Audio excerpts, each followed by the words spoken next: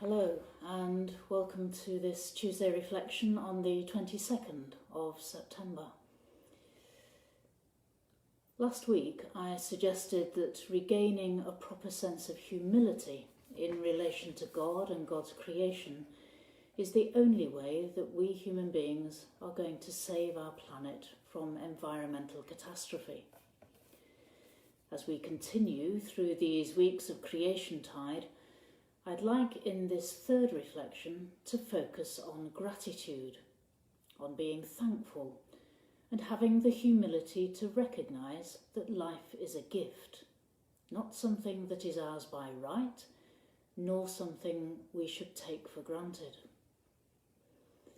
A pale blue dot, hardly visible in the vastness of the universe the Earth may be, but as far as we know, it is the only planet on which there's life. It is here that God has created life, including human life, and gifted to us the earth with all its wonders and miracles, treasures and marvels. It exists nowhere else. It's ours to enjoy, and we are utterly dependent on its fruits for our survival.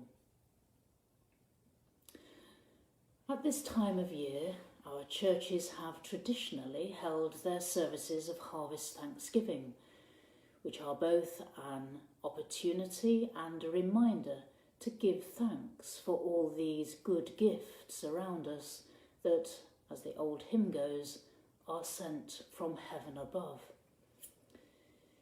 It's so easy to take things for granted, so much so that it's very often only when things are taken away from us that we realise how important or indeed essential they were to us. One of the best ways of nurturing this sense of gratitude and thankfulness is to take notice, to be attentive, to slow down and spend time registering just what an extraordinary miracle we are a part of. Just consider for a moment the scent of a flower, the colours of a butterfly, the warmth of the sun on our faces, the song of a bird. We miss so much when our minds are always elsewhere rather than here, present in this moment, our senses taking in all of life around us.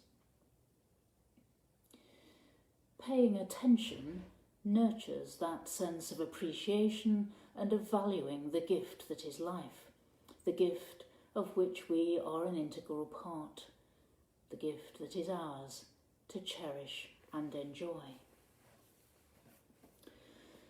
Some of you will know that it's a recognised form of prayer to sit and become aware of our surroundings, to listen to the sounds around us, to pay attention to the ground beneath our feet and the chair on which we're sitting, to let go of the tensions in our bodies and to become conscious of our breathing.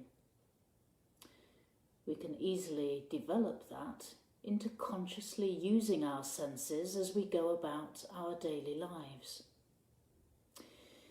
Here we are today, with additional restrictions being placed on an increasing number of us as we continue to try and combat the spread of the virus and its deadly effects. One of the ways we could spend the time that we would otherwise use to meet friends, visit family, enjoy our hobbies, interests and pastimes is to practice being more attentive. Rather than focus on what has been taken away from us and what we're not allowed to do, frustrating and upsetting though that might be, we could instead try focusing on what we do have, taking more time over things, taking note of the beauty of the world around us, using our 5 senses to appreciate all the more the gifts we've been given in the ordinary, everyday things of life that we might hitherto have taken for granted. It would be a way of deepening not just our awareness of the world in which we live, but of our prayer as we stop and consider the wonder of it all and acknowledge just what we have to be thankful for. One of my favourite psalms is Psalm 19, which begins with the whole created order rejoicing in all that God has made. It starts, "The heavens are telling the glory of God, and the firmament proclaims his handiwork. One day pours out its song to another, and one night unfolds knowledge to another. They have neither speech nor language, and their voices are not heard. Yet their sound has gone out into all lands, and their words to the ends of the world." It gives us a wonderful picture of creation itself, praising and giving thanks to God for all that he's created, their very existence. We do have speech and language and voices with which to give thanks.